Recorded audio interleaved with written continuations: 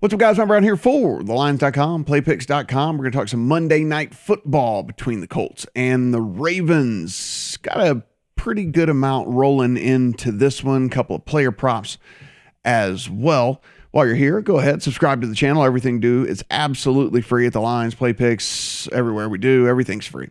And, of course, give us a thumbs up and then let us know in the comment section how you're going to play this game. It is sitting right now. There is a 6.5 if you want to take the Ravens. It's a little bit juiced, as you can see right here. There is a 7 as well on the Colts if you want to play them. Money line plus 280 on the Colts, minus 294 on the Ravens. Then we're looking at a total. You can find a 46 or you can find a 46.5, depending on whether you want to play the over or the under in this thing. On an injury front, Ravens offensive tackle Ronnie Staley is out in this one. Alejandro Villanueva, another offensive tackle for them, is questionable.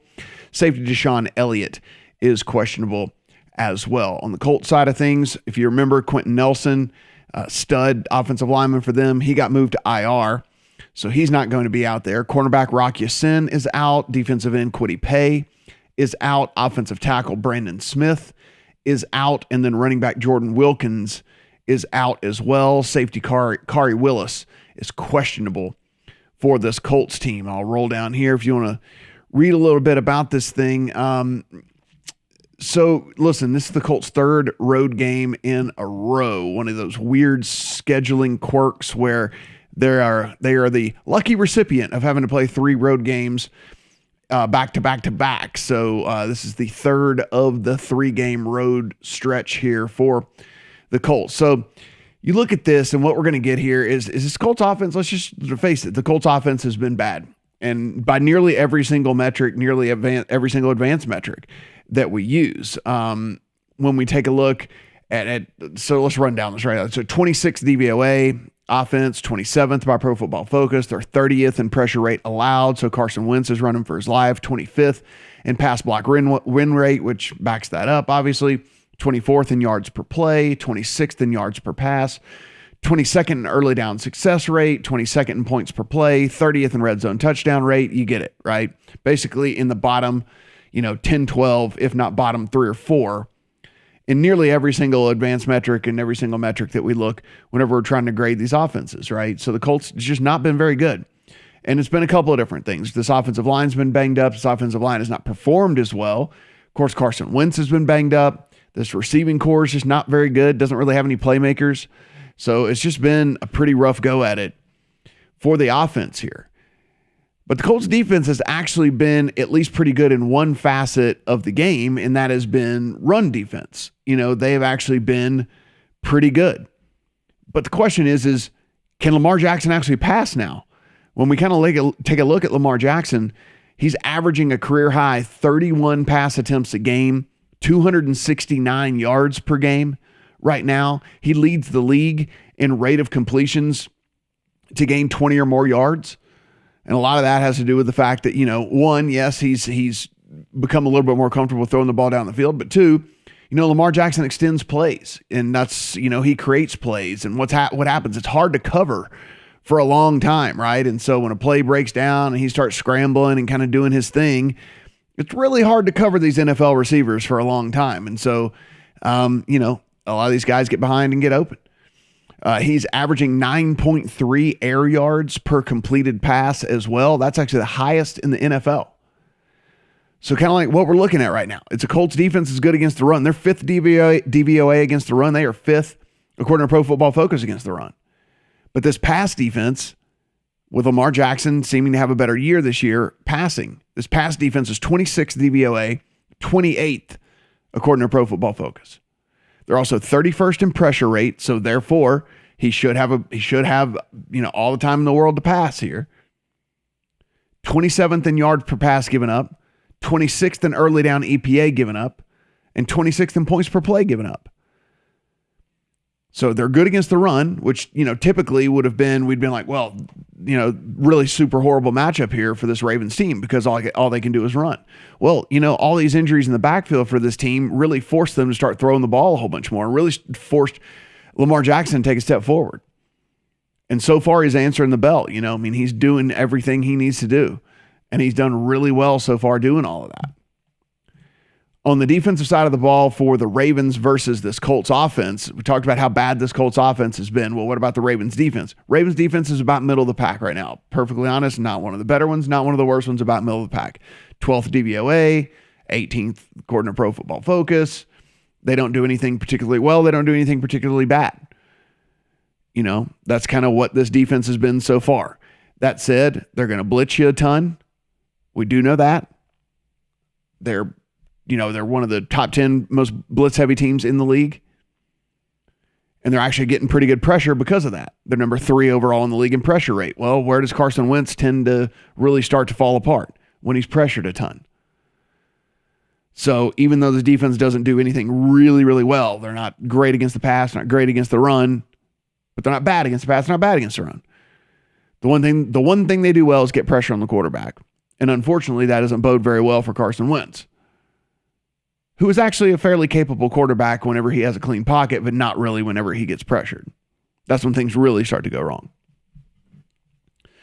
So kind of one of those things where it seems like this should be a bad matchup for this Ravens team, but it's really not, right? I mean, it's like, oh, well, this team defends the run really well. Well, you know, they've been doing pretty well through the air, actually. They've been pretty successful through the air.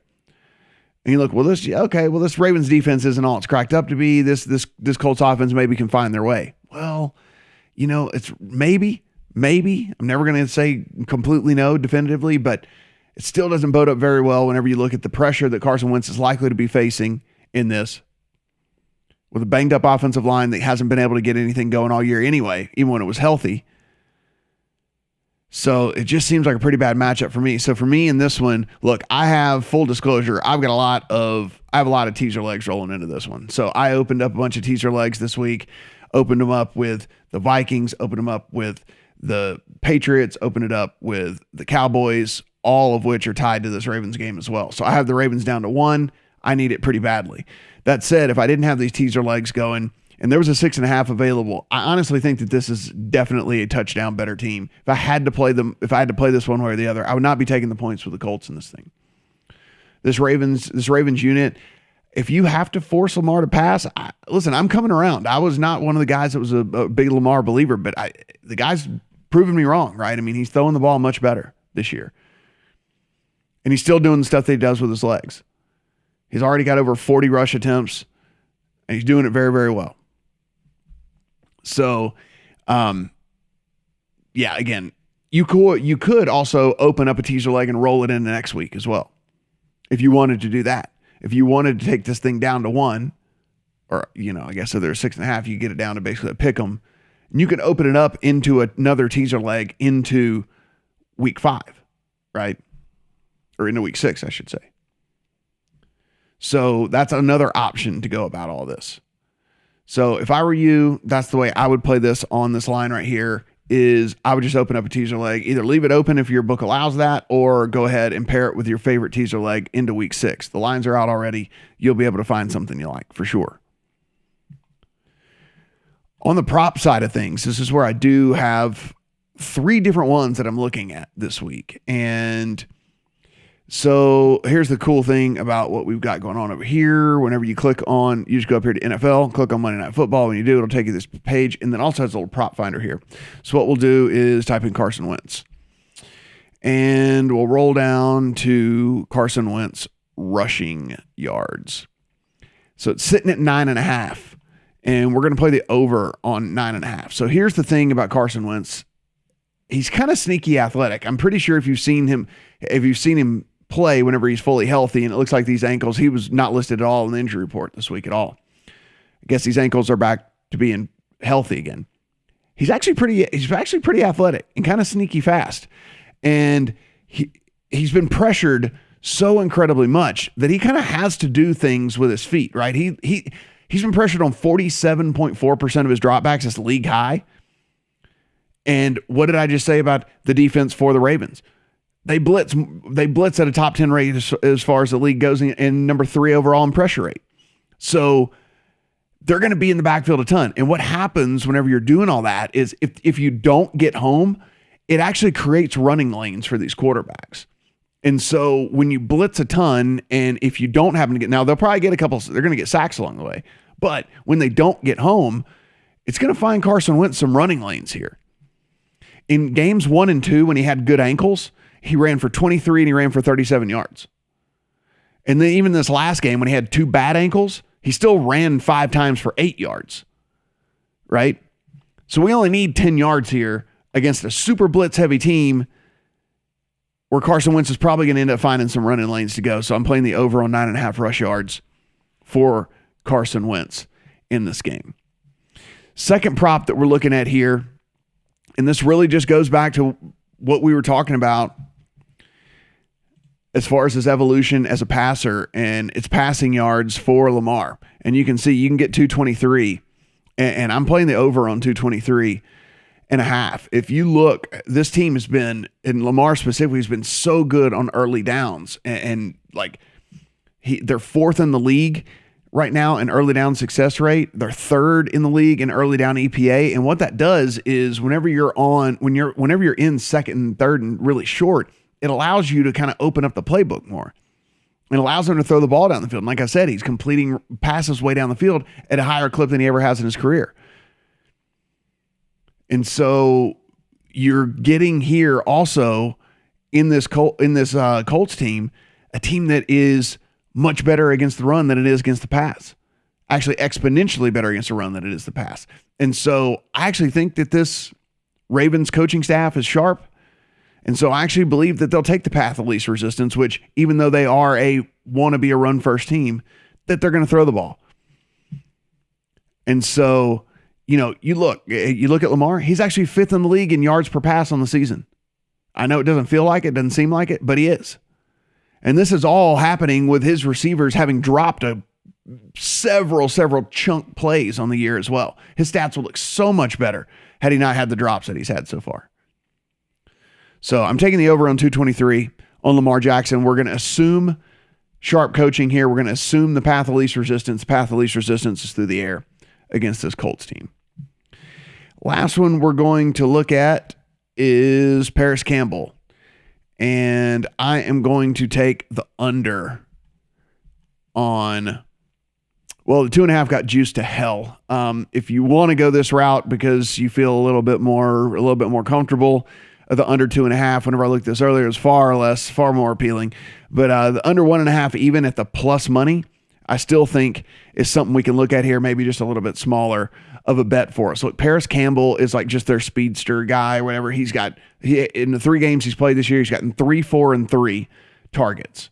So he needs 2 catches for this bet to get home, and he's only getting 3 targets a game, right? So he's got to catch 2 of his 3 targets for this thing to get home.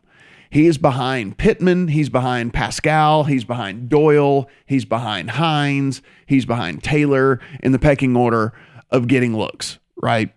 So we're just playing a number here. We're just playing where he sits in the pecking order for this. I played the under 2.5 at a much better juice earlier. I would probably just play the 1.5 at a nice little plus 150.